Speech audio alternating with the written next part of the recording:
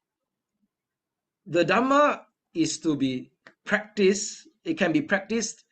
The Dhamma can be learned. Can be learned together. It can be practiced together, but it cannot be realized together. Realization is individual. Actually, practice is also individual. Of course, you can practice together in a communal setting, but each person is practicing their own individually, right? So that is the nature of the Dhamma.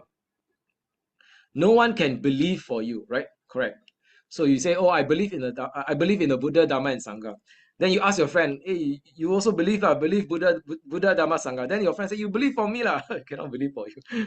Okay, no one can meditate for you. All right, you meditate loving kindness, vipassana, and then another person say, "Hey, yeah, I like your joy, I like your happiness. I also want. Can you meditate for me?"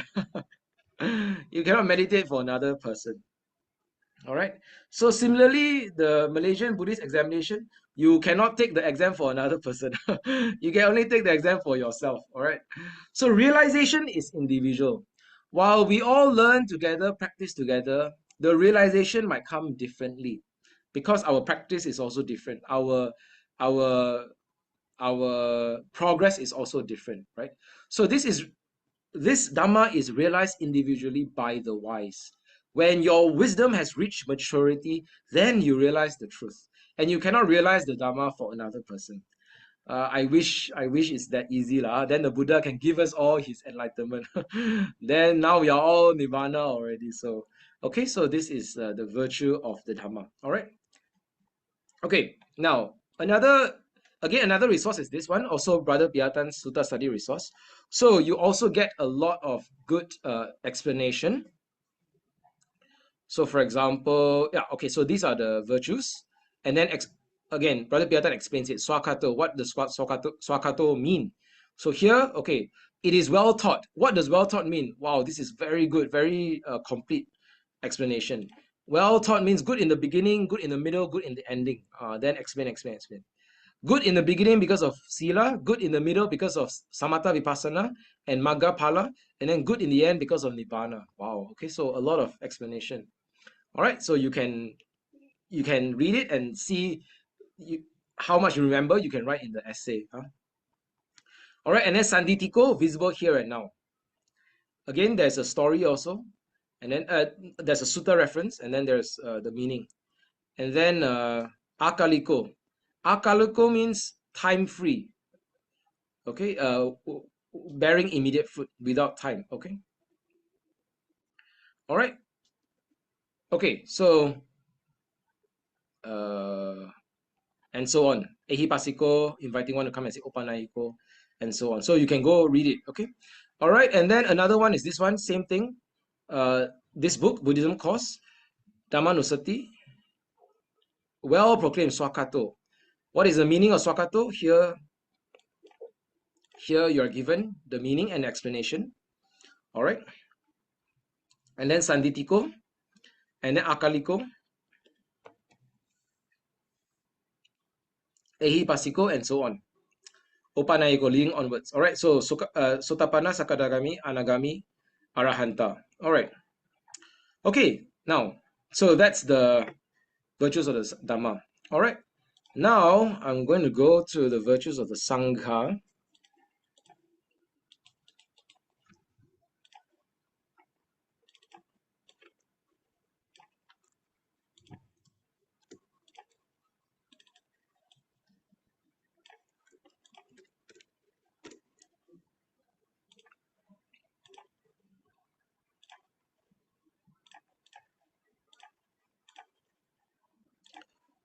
So same thing.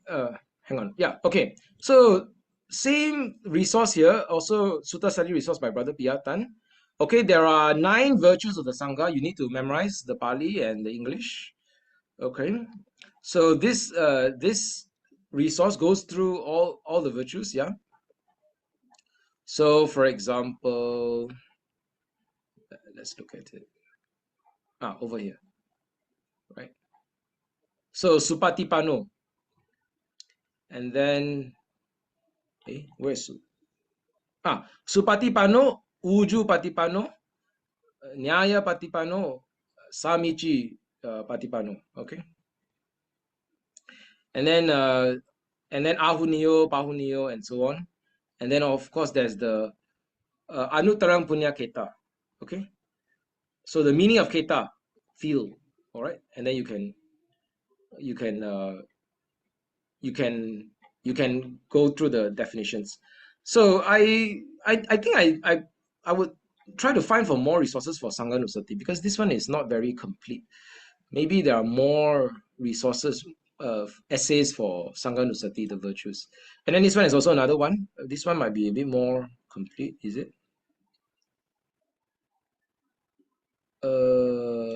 Yeah, this one might have a bit more information.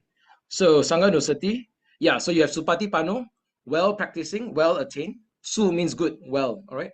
Well attained, well practicing. Uju Patipano, Uju means straight, so they practice uprightly, upright practice, upright conduct. Okay, Nyaya Patipano. Okay, Nyaya Patipano, you have different translation. Nyaya means something like method or system. So practicing following the method, practicing following the system, the correct method, the correct system. Okay, Nyaya Patipano. And then Samichi Patipano. Samichi means dutiful, proper conduct, dutiful conduct. Samichi Patipano. They make use of the 4 requisites well. Okay. So when I was a novice monk, I was receiving the requisites from the lay people, right? Yeah, so this is Samichi Patipano. Okay, and then worthy of gifts, worthy of hospitality, worthy of offerings, worthy of salutation, and incomparable field of merit for the world. Okay, so these are the meanings and examples. Okay, so these are resources for Sangha Nusati. All right. Next one, I have another one I have is, let me show.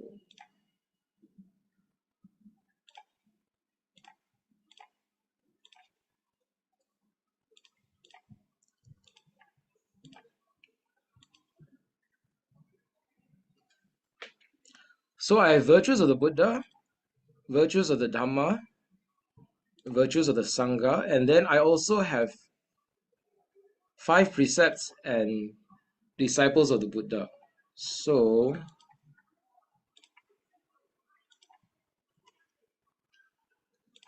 5 precepts, actually 5 precepts, there are so many links online because 5 precepts is such a foundational topic in Buddhism. So a lot of resources on the 5 precepts. So I'm sure all of you know all the 5 precepts already. So you have to memorize the Pali and the English, okay? This resource is quite good because every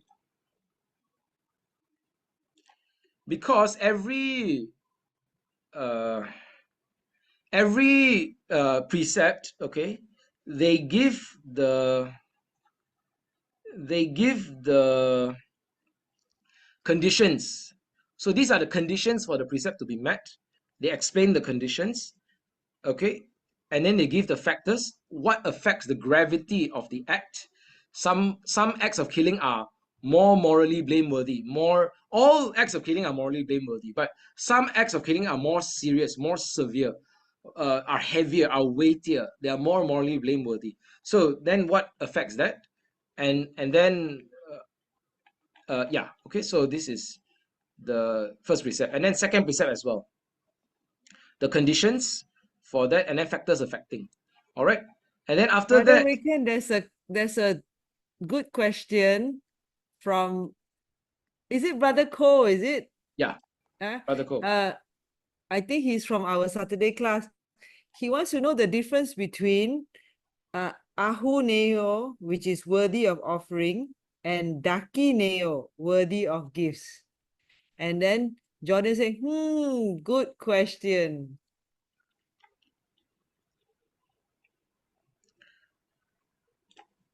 You Okay, know the now that's a good answer, question. Yeah, or that's a would good you like me to answer? that's a good question. To be honest, I'm not very sure what the answer is. I need Can to I give research it. can Yes, I give please. my answer? Please, yeah. Yeah. So it's actually according to Vinaya rules, Ahuneo is worthy of offerings. Offerings is the requisites. That means the monk only have the 4 requisites, right? Remember the food and then the robe, and then the shelter, and then the medicine. Whereas Dakineo is gift. So like example, actually, I remember Ajahn Brahm was telling a story that usually monks, of course, they don't go around and say, can you give me money or can you give me something? No, whatever people offer, the requisites they will take. But gifts is like that. He said in the Vinaya, like one of the lay disciple told him, oh, I got I think this is Thailand, or $5 or $5, that this is the money I have. I would like to buy you something that you may need. And then Ajahn Brahm said the whole night he couldn't sleep because he's so excited. The 5 ringgit what to buy, because he wanted book, notebook, he wanted pen, he wanted pencil, he wanted slipper because his slipper was so. The next day when the person came, he said, "Don't ask me this question anymore." No, but actually it's actually additional gift. Like sometimes you want to, like you see the monk, like for example, I can share with you my experience. I went to Ajahn Brahm's, he has the monastery and the nunnery and the Dhamma center in Perth. So I had the good opportunity to go to Perth, and I went to the nuns monastery, and I met Venerable Jotika there. And we went to, we brought food, which was part of the ahuneo, the offerings of food. And then when I saw her, she was smiling, and her face and her hands all cracked and dry, because the weather there is so cold. She doesn't have lotion or cream. I couldn't take out my lotion. It was actually so little left, but I just give it to her and I said, please take this. So it was an offering of a gift. That was a dakineo. That's an extra thing. Yeah, thank you. I see. Okay. That might make sense. Okay, so like offerings means like the 4 requisites more narrowly, and then gifts are more generally any gift lah. I see. Okay, yeah, that might make sense. I will need to look more into this and read more. Yeah, actually, that's a good question. Anyone else has or everyone has the same answer? Then it's probably the correct answer. But Yeah, Brother Ko, yes. yeah, Sister Khor, I think I'm not too sure because the way they translate, sometimes there is they actually change the. Yeah, sometimes they flip-flop. Yep. So I have seen many books, and after reading through many books and puja books, I followed the Brickfield Temple Buddhist Mahavihara's translation, which is ahuneo as in offerings and dakineo as in gifts. And also I follow what the teacher taught, Brother Ananda Fong. I follow his slides, and I find him very scholarly and rigorous. So sometimes if we are not as rigorous and we are chin-chai, we might flip-flop translation. That's why it's so good we retain the Pali. Along the way, translation, sometimes we are not as rigorous. We chin-chai it, like, so I think what happened was, I think, Jordan, oh, Jordan has his opinion. Yeah. He said that both terms relate to the practice of making offerings. Ahuneo highlights the spiritual worthiness of the recipients, and dakineo emphasizes the capability to receive and the benefit from offerings. Wow, Jordan, did you get this from one of the notes? Is it Pia Tan or somebody? Jordan, oh yes. So you see what a resourceful student, he's actually going to the yeah. So actually it's more of the recipient, the spiritual worthiness of the recipient, and the capability to receive and the benefit from the offering. Oh, so daki means, so it's actually the worthiness and the capability of the recipient. Wow, this is actually a very interesting way to look at it. Yeah. It could be, that means the dakineo is the effect, because of the great effect of the offerings. Because in the Buddhist course, that notes that Brother Khor shared just now, because the dakineo is translated as worthy of offerings, whereas the ahuneo is translated as worthy of gifts. Because when I understand, gifts is maybe miscellaneous, whereas offerings should be something which is the core requisite. So ahuneo is more likely to me is worthy of offerings, whereas the dakineo is more like worthy of gifts. That's what initially I understand. I'm not too sure whether my understanding is correct or not. I also understand it as that, Mm. but I think it's okay lah. They are all in the same bandana, you know. And I sometimes, okay, the other thing I've learned from many teachers, sometimes it is also no point to debate and to fight over every nitty-gritty word, because we were really not there during the Buddha's time, and we don't know every single Pali word. But another approach is to understand the essence of the teaching instead of every single word. Thank you. Thank you. Thank you. Yeah, and also sometimes there are more than one answer, and sometimes each word has multiple aspects and multiple dimensions, you see. So sometimes there could be more than one answer. So we need to Yeah, look into Brother that. Weekend, you are correct. You know, there is a sutta called Majje Sutta. It's in the middle. This one And I'm not sure. Yeah. somebody asked the Buddha the question, and the Buddha answered it.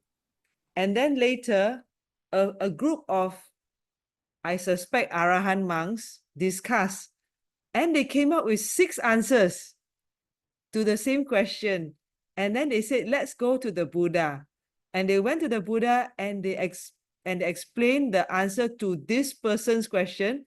And the Buddha said, sadhu, sadhu, sadhu.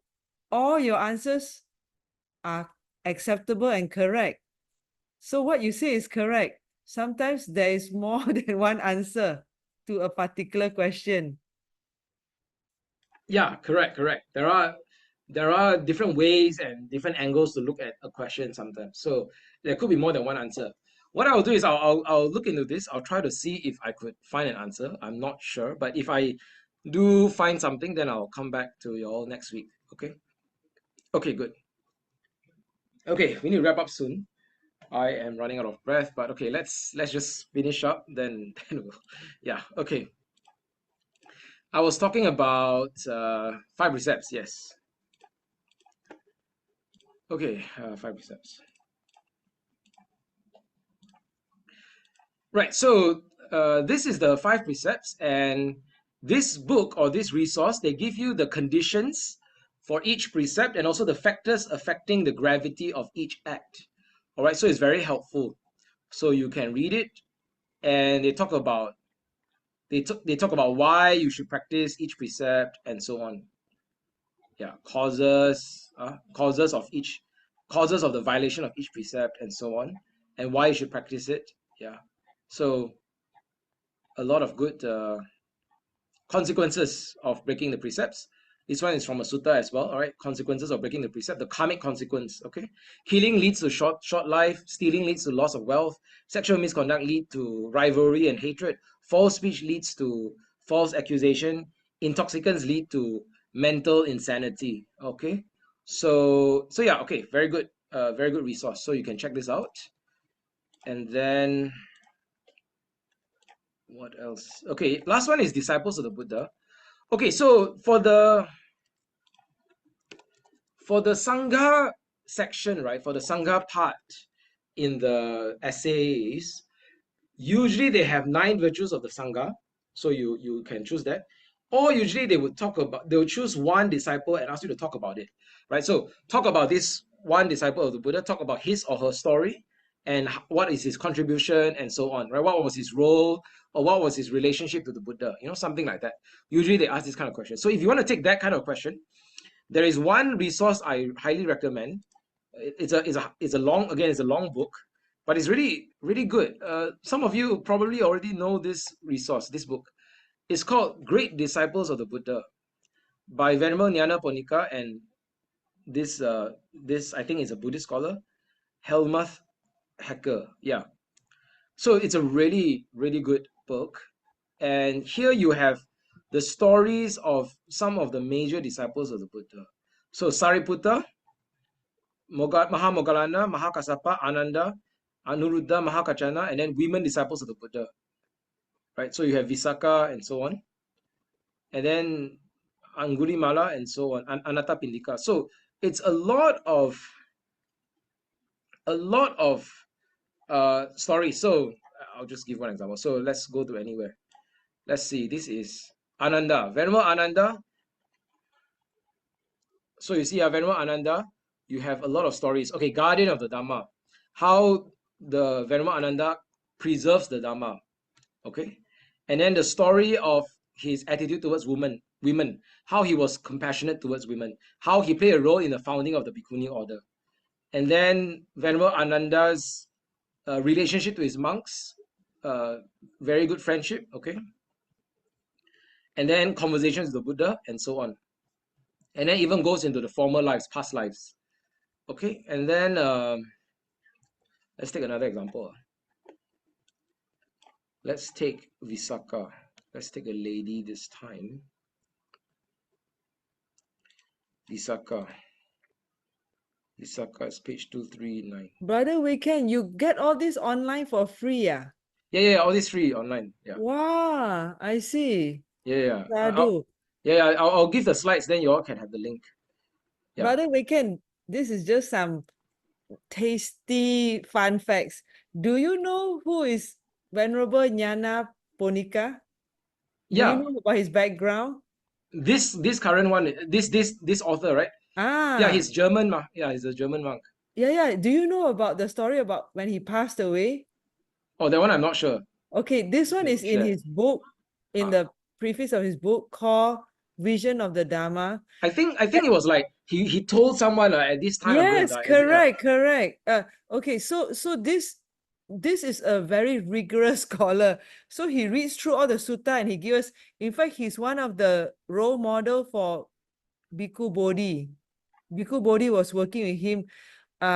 It's in the beginning page. There's a nun.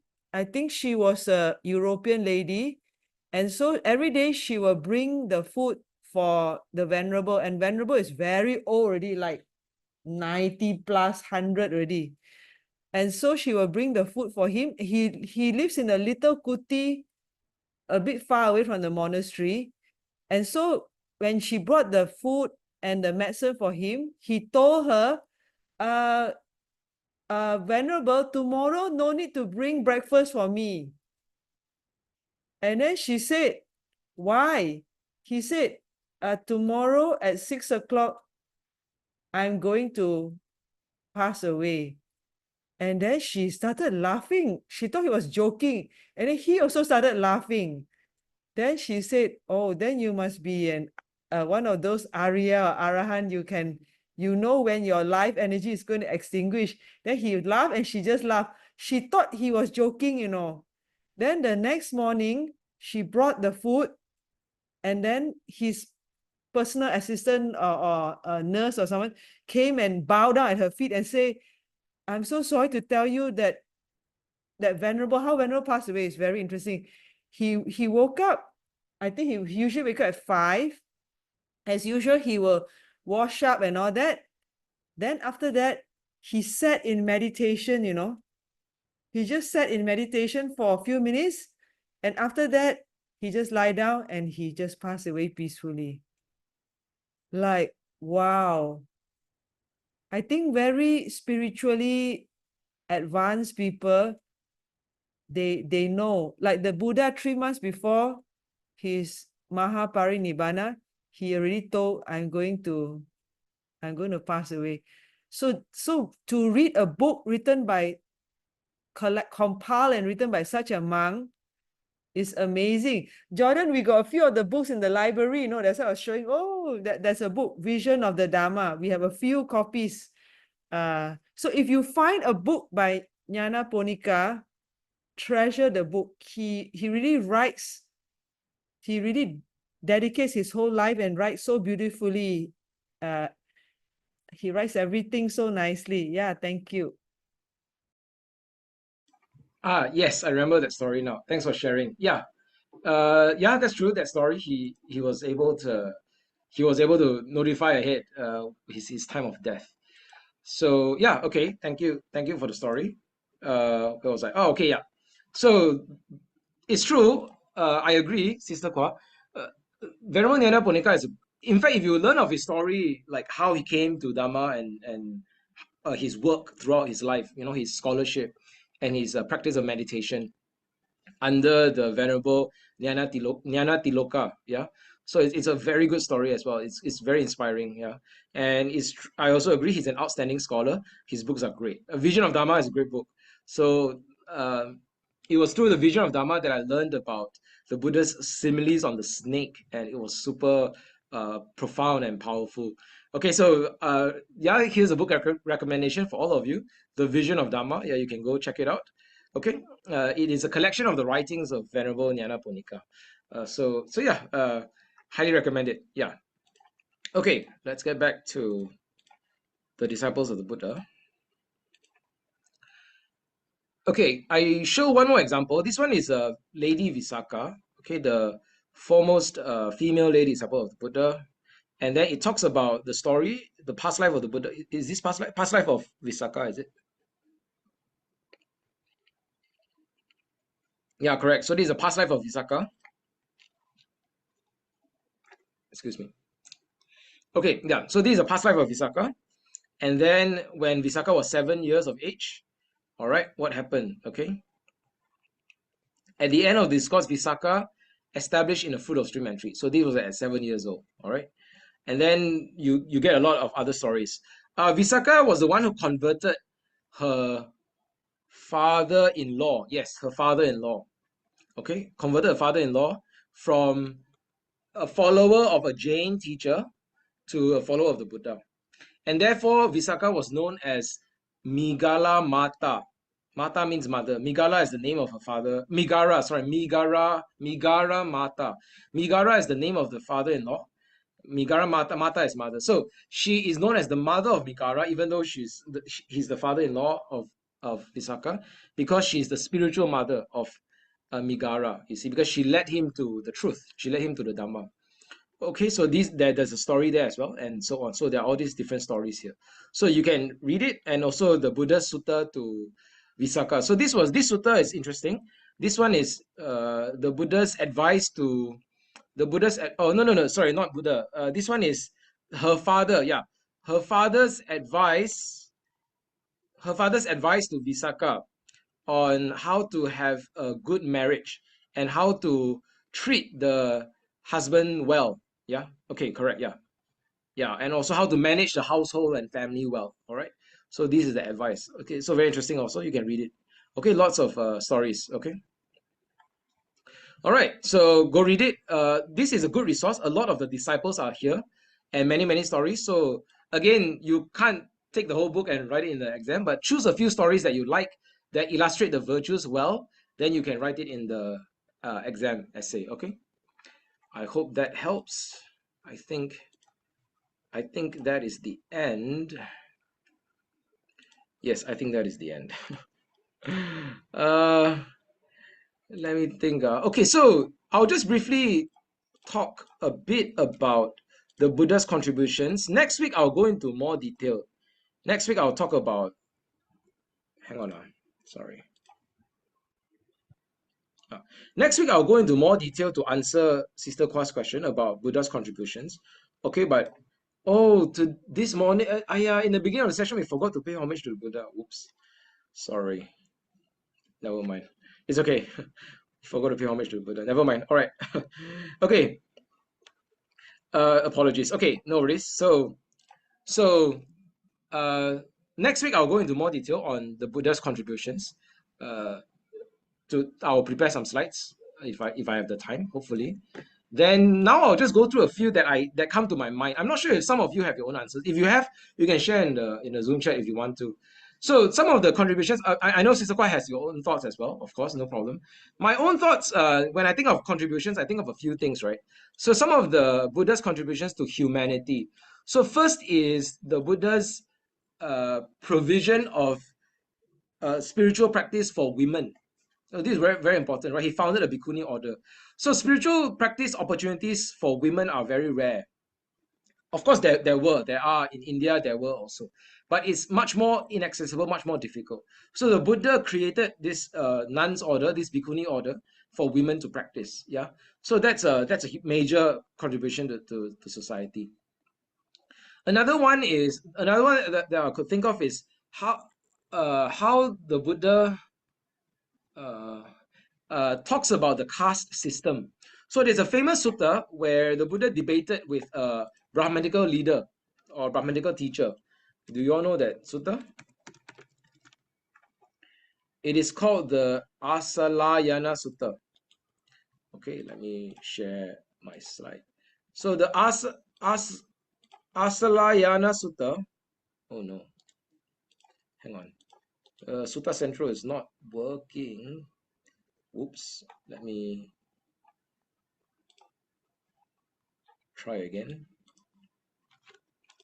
Okay, Sutta Central is not working on my on my laptop. Okay, never mind. Let's go to another sutta. Hang on. Okay, this one. So this is the Asalayana Sutta, where the Buddha was debating with a Brahmanical student, and they were talking about the purity of castes. So the Brahmanical student Asalayana says, no, I only the Brahmanical castes are pure, right? Only Brahmins are pure, non-Brahmins are not pure, right? So then they have this is Brahmanical supremacy, Brahmin supremacy, and then the Buddha debated with him and defeated his argument. And so the point here is purification is not by birth. Okay, I repeat, purification is not by birth. Okay, so some people say, oh, I was born into this race, so I'm more superior. Have you heard of people say that? Okay, I am born white, so all non-white are all inferior. White people are the most superior one.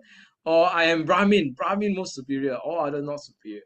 Okay, or I'm born rich. Okay, I'm born into a rich family. Or I'm a rich person. You're all inferior to me. So purification is not by birth. Purification is by our character, our conduct, our karma. Okay, so that is the Buddha's point here. So that is his contribution to humanity. He was what's the right word? He was condemning the evil of racism and casteism. What's the right word? Of caste-based discrimination. He was advocating against the evil of caste-based discrimination and also social class discrimination. So that's another major contribution I could think of from the Buddha to humanity. Anyone could think of any examples? Venerable Upali is a clear, that means he put into action what he believes. Yes. So Venerable Upali is one very good clear-cut case, which can be very helpful to illustrate the claim. Yeah, that's right. So that's correct. Thank you, Brother Khor. Yeah. So Venerable Upali is a good story and very good example. So he was from a low caste, from a low class, you could say that, all right? So he was a barber and low class, and he was together with all the royalty, the prince, the princess, or the royalty. Yet by right he should be ordained last, because all these are royalty, you know. But the Buddha ordained him first before all these royal princes. That means in terms of seniority in the Sangha, he is more senior than them. That means the Buddha is overturning the conventions of society at his time. The Buddha is challenging the conventions of the society that you know, royalty is superior, that class is superior.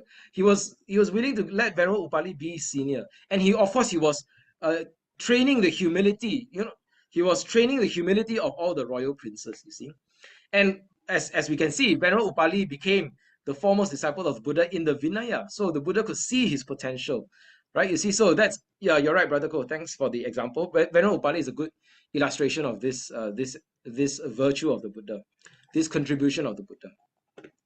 Okay, anything else to add, anyone? Let me think. Okay, so other contributions of the Buddha are, number one, to humanity, is number one, he no longer tied the destiny of mankind to divinity or to fate, right? So in many religious systems and philosophical systems, human fate is determined by the stars, by the divine prophecies, by the heavenly beings. They decide your fate. But the Buddha talks about the human potential, the transformation of the heart and the cultivation of the mind, the purification of the heart. So the Buddha elevates human potential and gives humanity a place of dignity that has never been seen in history before. So that's one good example, how the Buddha elevates the status of humanity. The Buddha gives dignity to humanity. And that's another example. That's one I can think of. So there are definitely many more, but time is running out, so I'll stop here. I will think of more examples and we'll come back to this topic next week. Okay, so that's the end for me for today. Anyone has any last questions or last thoughts, last reflections you want to add or share? Feel free to do it, and then I'll wrap up. That's all from me now. Yeah. Okay. Anyone? All good? Okay. Yeah. All right. Okay. Thank you all for your compassion. Yeah. I will go to sleep soon. Okay. Now we are going to get a group photo. So you can turn on your camera. I will get a group photo and then yeah, and then we'll call it a night. I'll go to sleep. So all of you ready for the exam? Yeah, all of you are smarter. All of you are more knowledgeable than me already. You all can excel in the exam, I'm sure. Okay, good. I think that's the okay. I'll wait for another 10 more seconds for anyone if you want to turn on your camera. If you can't, it's fine. Okay, all right. Okay, yeah, very good. Okay, good. Everyone look at the camera. 5 seconds. Look at the camera and smile. 5 seconds. 5, 4, 3, 2, smile.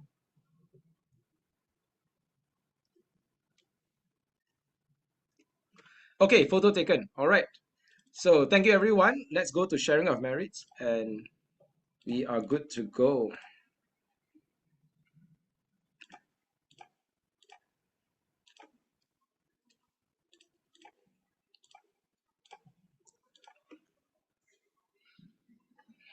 Okay, so no questions. Thank you so much, everyone, for listening today and also for bearing with me. Yeah. Okay, and it's been a good discussion. I think all of us have learned a lot and contributed a lot. Thank you so much for the participation. All right, before this, let's do a homage to Buddha since we missed it in the beginning. Namo tassa bhagavato arahato samma sambuddhassa. Namo tassa bhagavato arahato samma sambuddhassa. Namo tassa bhagavato arahato samma sambuddhassa. Homage to him, the blessed one, the perfected one, the Supremely Awakened One. All right, now let us share our meritorious and righteous power and goodness with all beings. And also, I ask for your prayers and ask for your sharing of merits because of my condition. So I wish, we wish that, I wish that my health would be restored soon, and I would have the energy again to do my to do my activities and to do my work. All right. So thank you so much, everyone. Let's do the sharing of merits. Imang no punya bhagang sabba sattanang dema. Imang no punya bhagang sabba sattanang dema. Imang no punya bhagang sabba sattanang dema.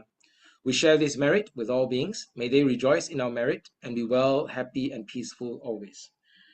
Idang me nyatinang hotu sukhita huntu nyatayo. Idang me nyatinang hotu Sukhita hontu nyatayo. Idang me nyatinang hotu sukhita hontu nyatayo.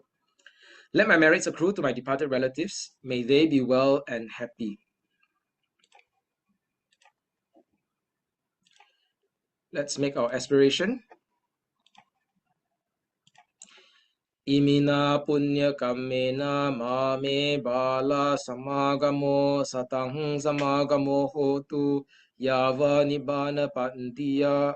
By the grace of these merits that I've acquired, may I never meet evil and wicked people.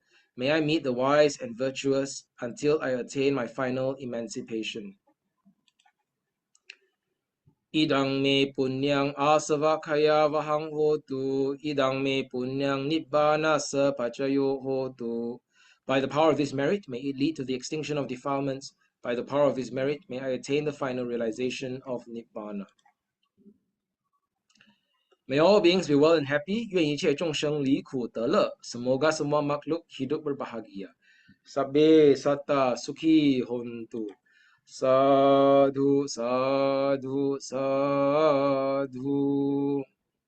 All right, sadhu, sadhu, sukhi hontu everyone. Take care and good night. I'll see you next week.